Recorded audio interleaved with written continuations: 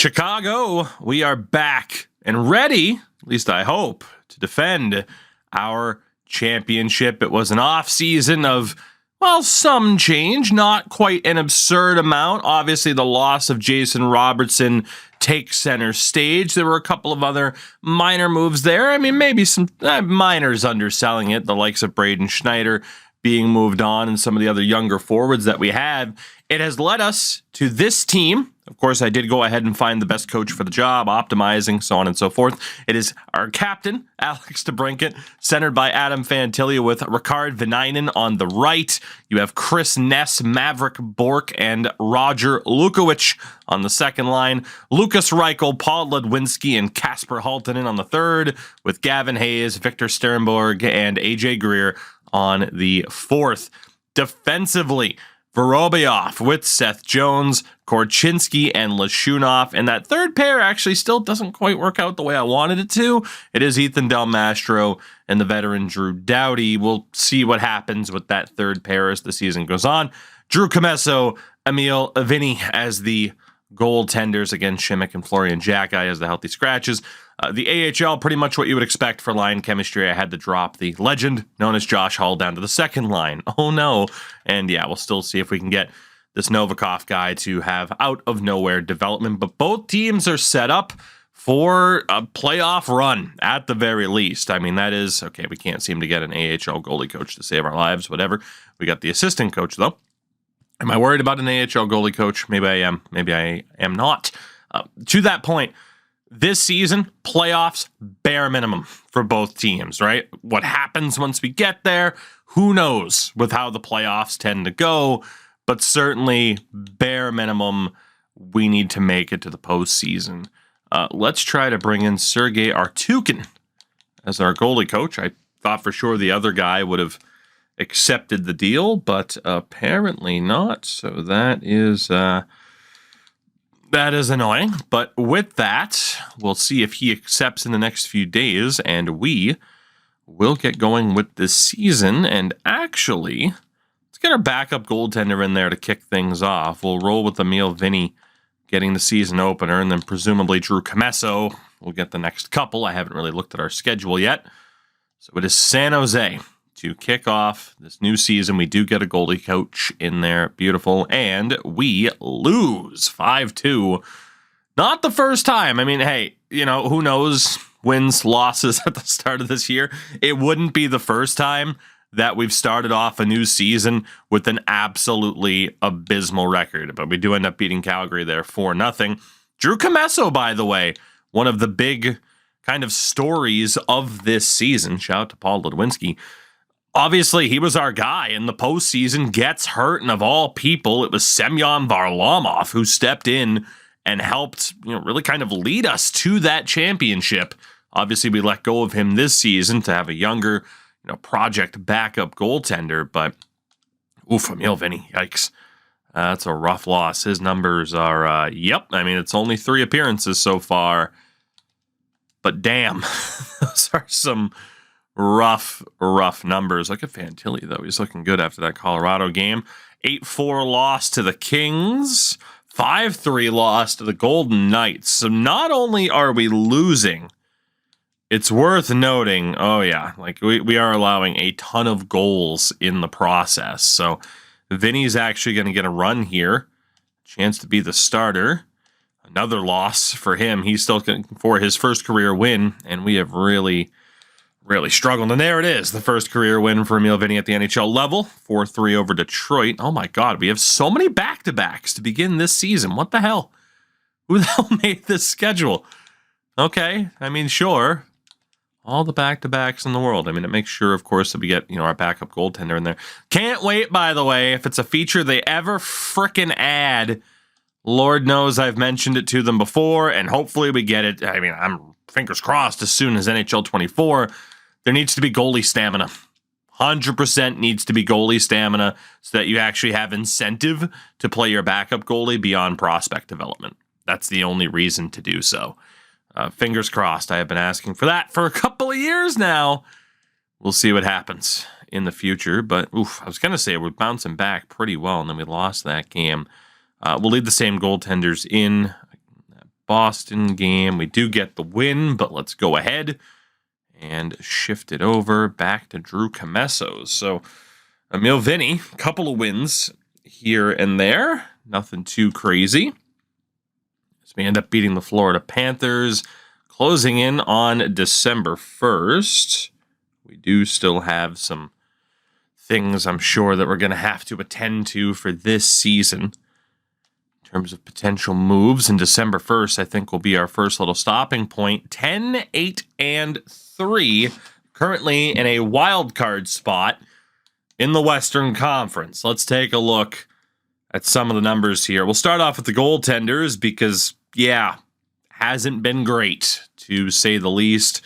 In the AHL, oof, it also hasn't been great. So clearly it's either a high-scoring league or our goalies suck. Vorobyev and Jones working well together. Korchinski, Lashunov, they've been okay.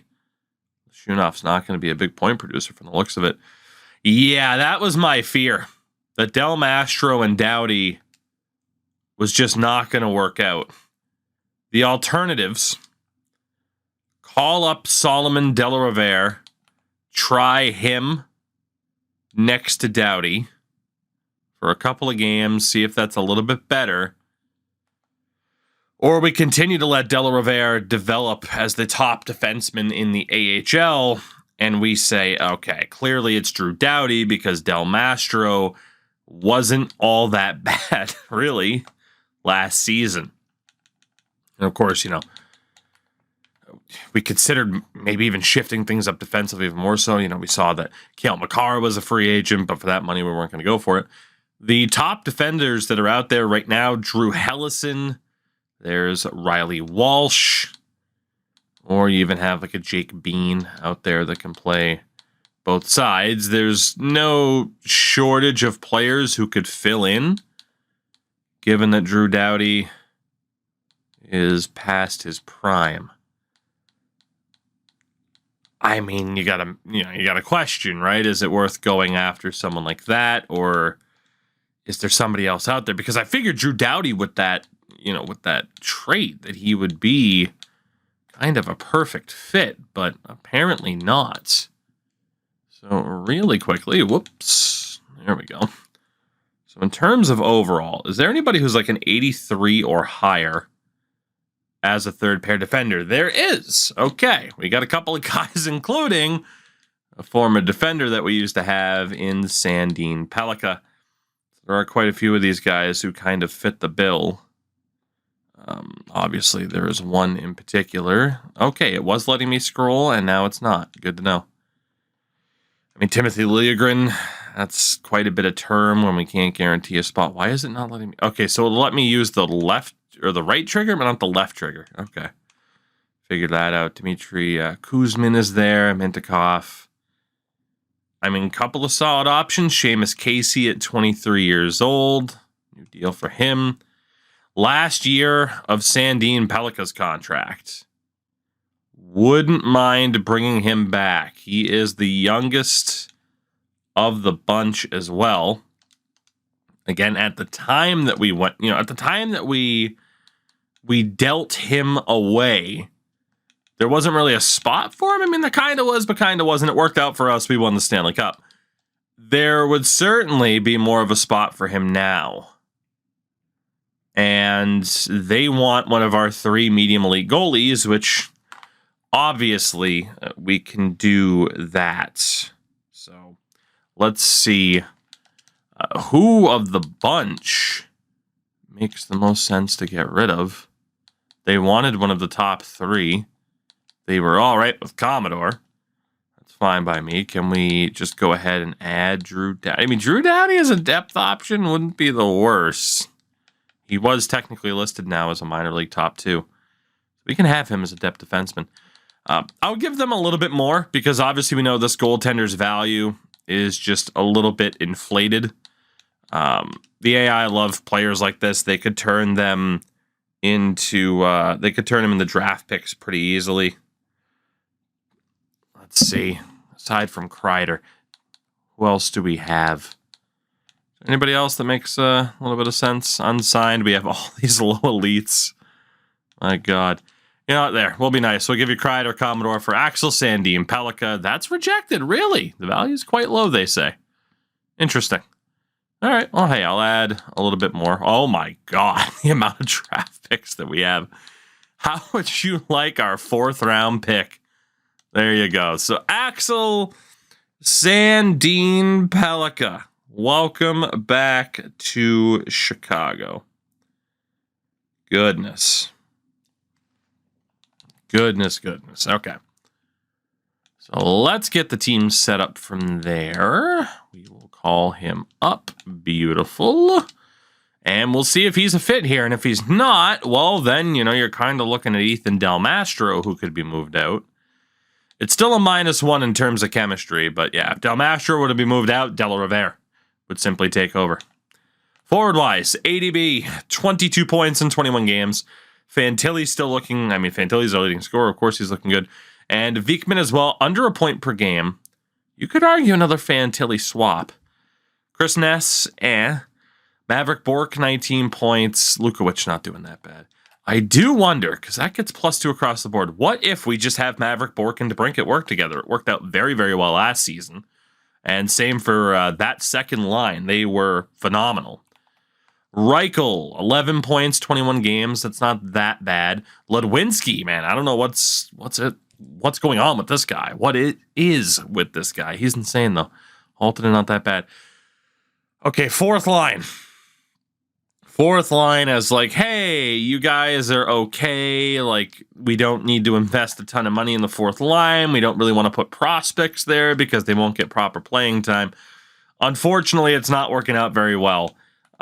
We did see that Gavin Hayes, is an actual 4th liner, so we might try something else. Sternborg, it's not going to work out. And we got a couple of 24-year-olds between Green and Robertson that could be given the opportunity. And then right wing side, honestly, even Scott Sabourin. We could try him. So Sternborg, I'll be down. I'll be over the allowable player limits by doing this. So for the moment, we'll send down Florian Jack-Eye. Didn't lose anybody on waivers, which is good. And let's reorganize this 4th line. We'll give Robertson, why not? He was there first. We'll give him an opportunity. We'll get Scott Sabourin in there because why not? Hey, an enforcer could work out. And then AHL-wise, let's get Sternborg back in there. Hopefully this works properly. And on the left, we'll just go for Tohila. It's fine. Greer will, work his way back into the lineup soon. Okay, yeah, power play was what I wanted to avoid. It should be... Who the hell's missing here? Why is it saying... It said that one was incomplete, and then we looked, and it wasn't. Interesting. Sternborg, go ahead and get you in there. So a couple of changes. The 3rd pair and the 4th line... Our biggest issues, for the most part, at the end of the day, what is going on right now? I guess Sternborg was already there. I can't re-click. What is... Thank you. Okay, game's freaking out. Let's just get Sam Savoy there. Oh my God, what is player duplicated on power play 2? Why was Savoy already there? What do you mean player? Okay, best lines. Either there was just something quite obvious that I was missing there, or the game's weird. I know what I am willing to bank on. We do need to swap out some people. Let's get Smirnoff in there.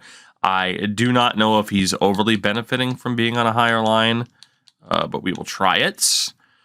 And then forward-wise, Florian Jack-Eye will be out for Novikov, just to see if Novikov can continue to develop.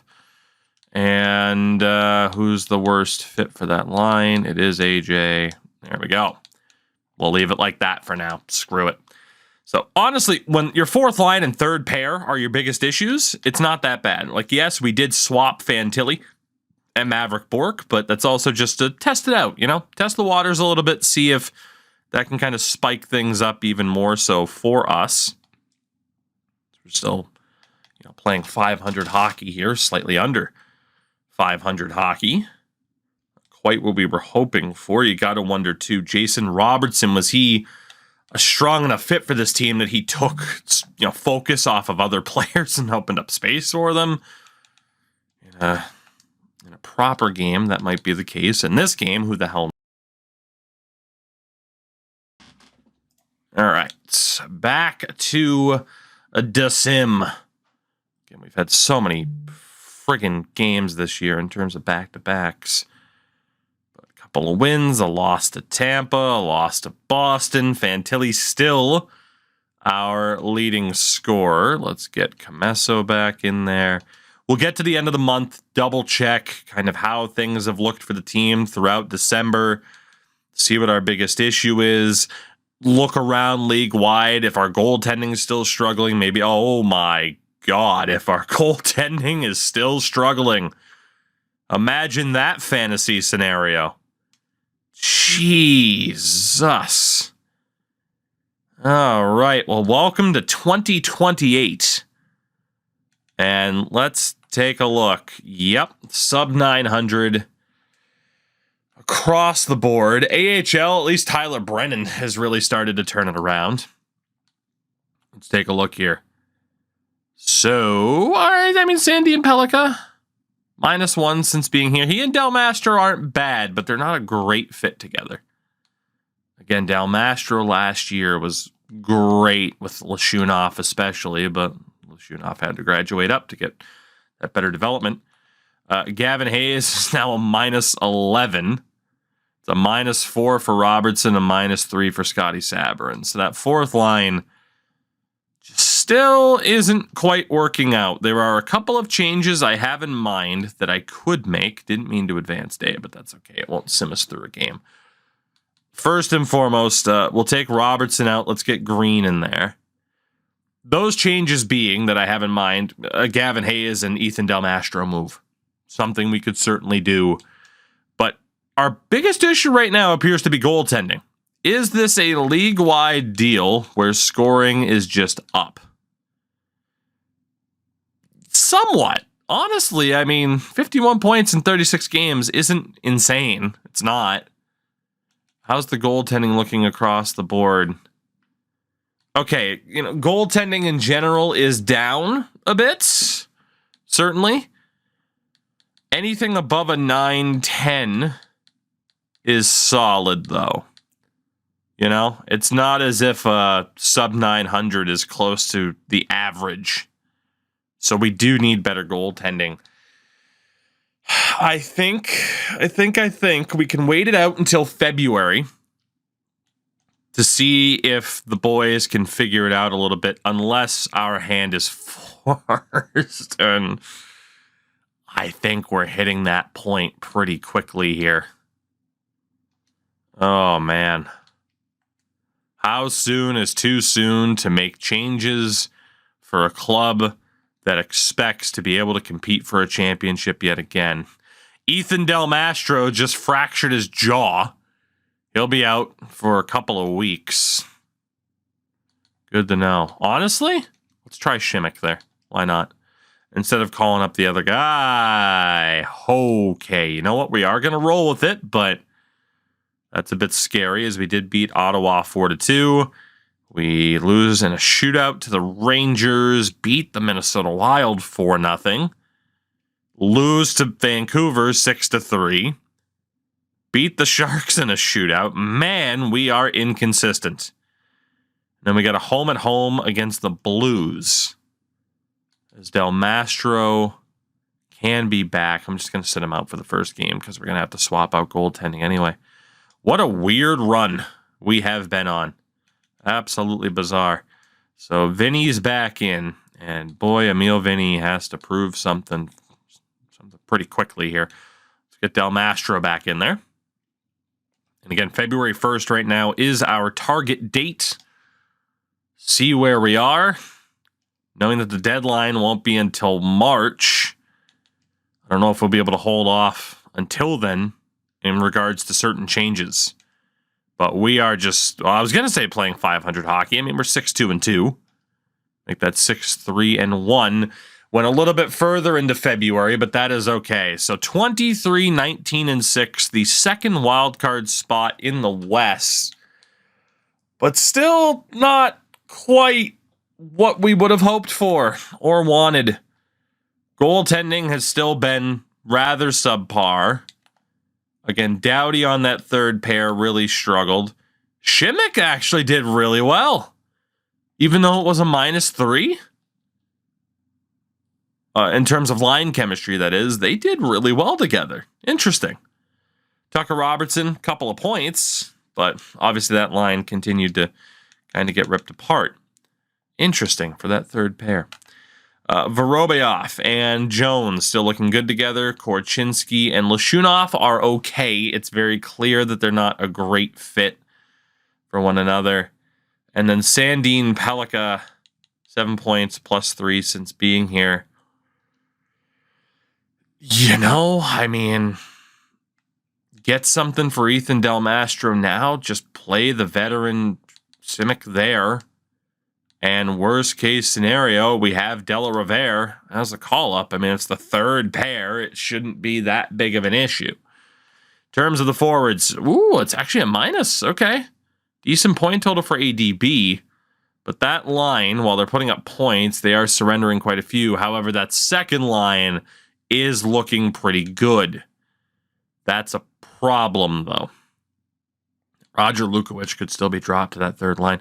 29 points for Reichel. Reichel, Ludwinski, Halttunen honestly isn't that bad.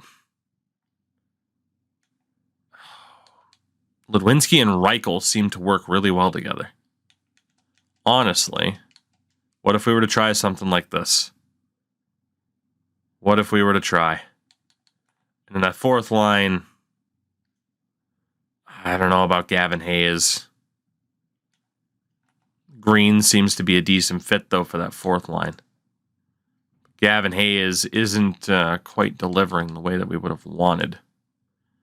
Okay, so clearly there are some big changes that we could make.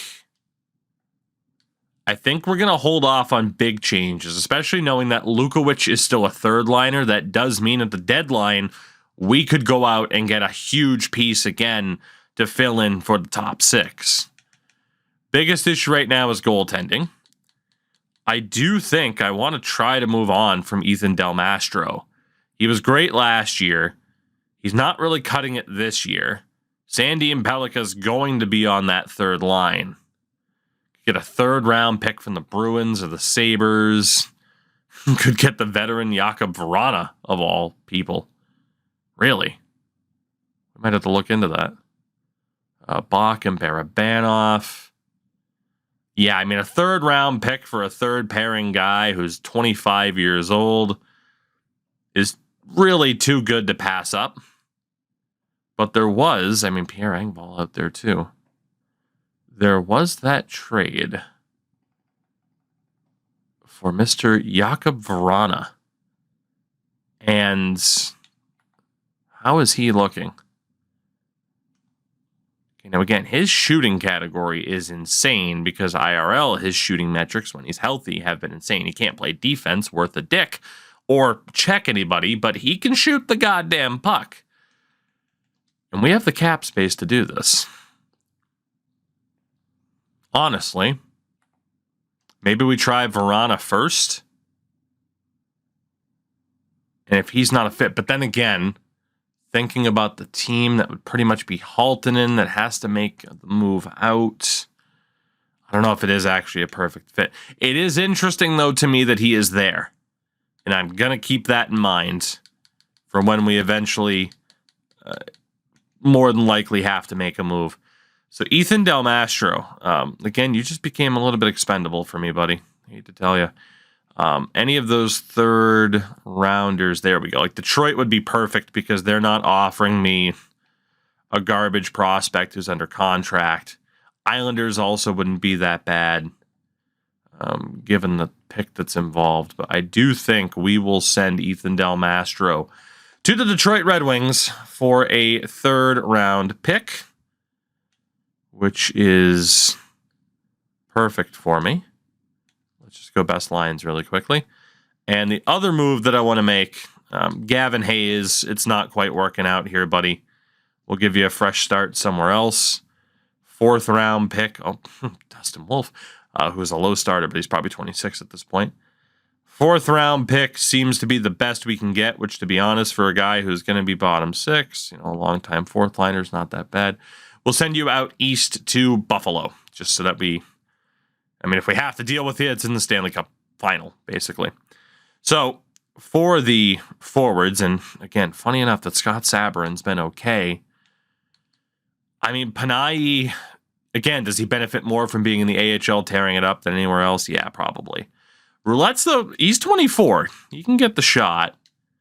Ponya's 20. Forsberg's 19.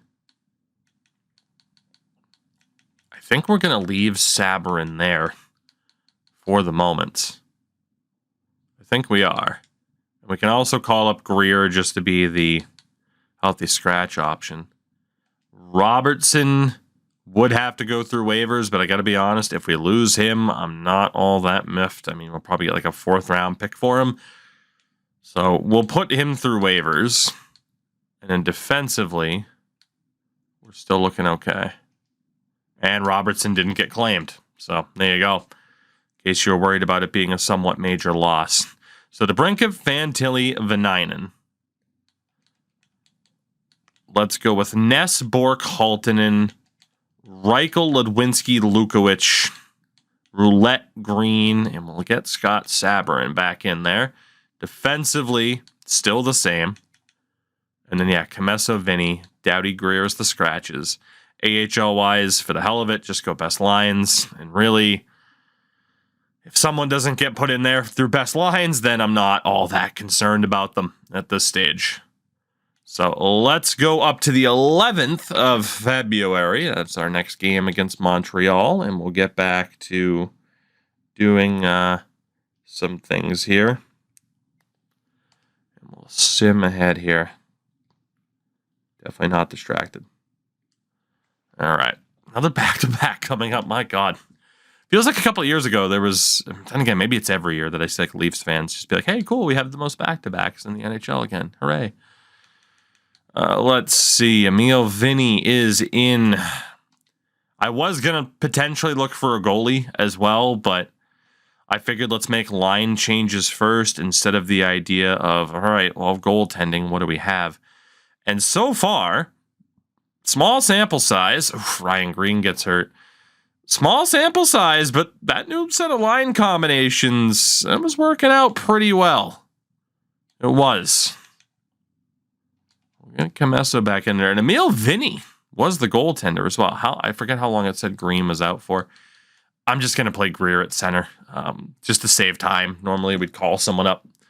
But a nice little run there. Comesso gets a victory. We're now no longer in that bottom wildcard spot. We do lose to Colorado. And that brings us into March. Deadline 2 games away. Let's see what we look like now. In terms of the goaltending, Comesso 908, 902 for Vinny. It's tough to say that we should go out and get somebody else when you cannot guarantee that a higher rated goalie will play better. So honestly, they might have saved their spots. Defense. Again, Lashunov and Korchinski just isn't working out the way that I need it to, but Šimek and Sandin Pellikka work out tremendously. Interesting. I'm not saying anything, but maybe, just maybe, Kevin Korchinski's time is drawing to a close here. Top line still looking okay. And obviously, DeBrincat can play the other side. Halttunen's been all right, but would be slightly expendable. That third line seems to be looking great. And if you're talking about anybody in the top 6 that's expendable, it is Halttunen. So you'd be talking about Halttunen for an elite winger to fill in. Basically, sacrifice Halttunen for a Jason Robertson type. And obviously, Lukowicz, we have a future in the top 6 for him. I certainly hope so. Look at that friggin' shooting category. But at the end of the day, third line's been the best spot for him. Roulette, not quite getting it done. Obviously, Greer not looking great. Sabourin also not looking that great. I think we have some targets here as we approach the deadline. We lose to Ottawa. I'm not going to change out goaltenders. We'll see what happens against St. Louis as Ryan Green is back. And that brings us to this deadline, which we will do right here, right now. Rasmus Andersson is available. One of the top options, Jack Eichel, Chekhov. We have a little bit to do here. We got some work to do. So let's go to the top of the list and see who is out there. I am going to look at goaltenders as well, if need be. Nobody that I want there. For the NHL, the Coyotes are moving on from some people. They are indeed. We obviously don't have that elite winger. I mean, Kyler Yamamoto could be brought on for the fourth line. Bang average player. Maselli could be brought on for the fourth line as the dog barks for no reason. Enjoy the rare Emmy appearance on one of these. No idea what spooked her. I might have to go look. M-Dog, calm down. What are you so freaked out about? There's a home invader. I'm in trouble, everybody. She's on patrol. Paw Patrol's in order. I got to leave this in at this point, right? It's just too good of a meme. Dmitry Orlov. Dmitry Orlov has sucked this season. Okay, let me go see what she's barking about. All right, we're back. Clock was ticking. Here's the deal. Turns out the dog was barking at, I guess someone was walking their dog and lost control of the leash. So there was a big black lab sitting in my yard. May or may not have pooped. Can't wait to find that out later. And yeah, my dog does not like other dogs in her yard. So there you go. We lost a little bit of time. Obviously, I could not pause this. So let's kind of keep looking here at our options. We do have more, say, defenders, bottom six options on Calgary, but nobody. Well, Anderson's the interesting one. Anderson's the interesting one because if we wanted to move out Kevin Korchinski, it could be for Rasmus Andersson because he's on a pretty good deal. Calgary just moved some people, so we'll see if they still feel the same way about who they're trying to move. Carolina still looking to move some people, including John Carlson. Boy, I feel like I'm all out of sorts after being distracted. My goodness, I don't even know how the hell she heard that dog. Anybody? No, we got to speed run this as best we can in terms of what we are looking for, knowing that there is a good amount that we are looking for here. Ooh, Evan Bouchard. He's a right side guy, though. Damn. I was going to say, he's going to command a big contract, but he does put up a lot of points. Darnell Nurse. Again, there isn't really... Steven Stamkos to Edmonton. There hasn't really been that elite level forward, even on like a 1-year rental that we could bring in. Even like a Mackie Smoskovich doesn't really fit the bill. It's Nico Sturm and Trevor Moore. Obviously, that doesn't do much for us either. Eric Comrie, Jordan Bennington's back out there, but yeah, no thank you. Minnesota's got nobody for us. Montreal. Swayman's out there. He has good numbers, but I don't think he's a great fit for what we're looking to do. Dougie Hamilton, older at this point. Right side defender. Islanders, nope. The Rangers, nope. A lot of teams are looking to get better right now and looking to move prospects. Travis Sanheim and Yamamoto just got traded for one another. Joel Farabee is probably the best option we've seen so far in terms of high-end players. You got Marcus Pettersson for that left-hand side. I mean, I'd really be trading out the future, but he's good at passing the puck. Pittsburgh might not also be the worst option in the world. San Jose looking to move on from a veteran in Erik Karlsson. Had we not gone out for Sandin Pellikka, I wouldn't be against her. If Sandin Pellikka was struggling, then certainly Erik Karlsson would look like a good option.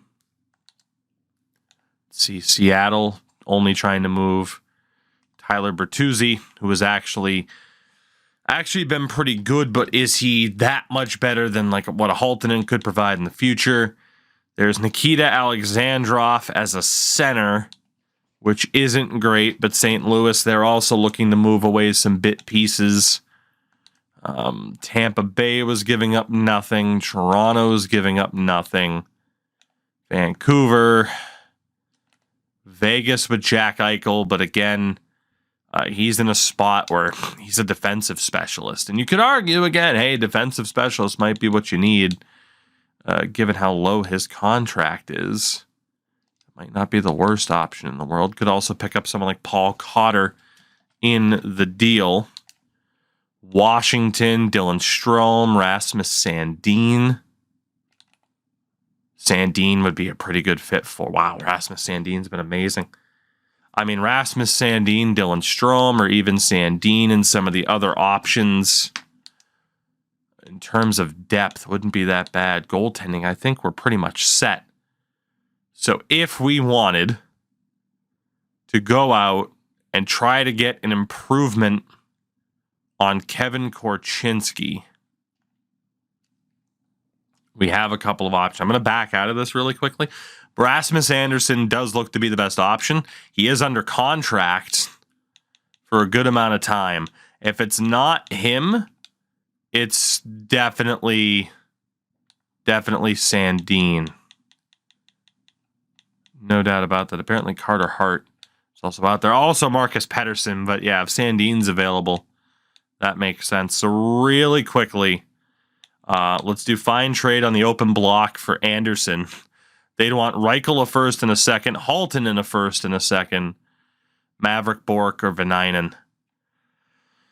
All right, so a first, a second, and Halttunen. So if we commit to Anderson, that definitely means we need to go out and get a winger like Farabee. If we were to go for Rasmus Sandin, and this would be a rental. Okay, now that's interesting because it's a first, Korchinski and Sandin Pellikka. Vorobiev obviously wouldn't go. Lashunov, Sandin Pellikka. Kontanen and Korchinski would be a decent deal because Sandin would be directly replacing Korchinski and Kontanen's just one of the goaltenders, which whatever. I mean, Korchinski hasn't been bad. Is on a pretty good contract moving forward. Rasmus Sandin, no doubt, is a one-year rental. Given what he could end up costing, his offense has turned into all 99s. That's insanity. He's practically P.O. Joseph, right? But that is certainly what we're missing as a blue liner that can stack up these points. And then Kontanen's the 58 overall medium elite. I mean, whatever. Oh, he's not even a goalie. He's a defender. Certainly I'm cool with moving on there. I think this is worth the risk. I do think this is worth the risk. We are in win now mode. It would give us Vorobiev and Sandin on the left. Della Rivere's in the system, who can look to replace Korchinski. I mean, they both have the abilities. I mean, Korchinski's potential is a bit higher, but he's 23, so he's not going to get that much better. I think we can afford to do this. I think we can. It's a bit of a risk. But I mean, 23 points. Korchinski might hit 30, whereas Rasmus Sandin's almost point per game. Anytime Farabee just got dealt. We're pulling the trigger. Kevin Korchinski for Rasmus Sandin. We will take that deal. So that is the left-hand side decided. The question now, is there that elite level forward that would make it worth moving Halttunen for? And I got to be honest, I don't think the answer to that is yes.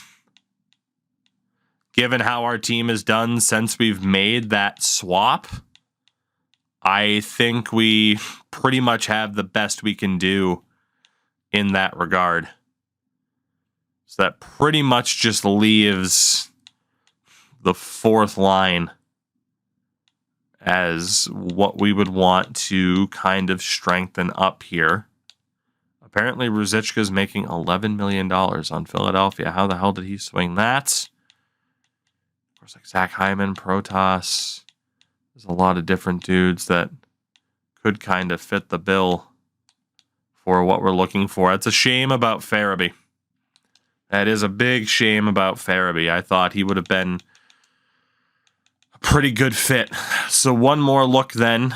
We know some of the teams we're going to keep an eye out on. There's Maselli. If we really wanted to. I mean, he's a good point producer, though. For that fourth line.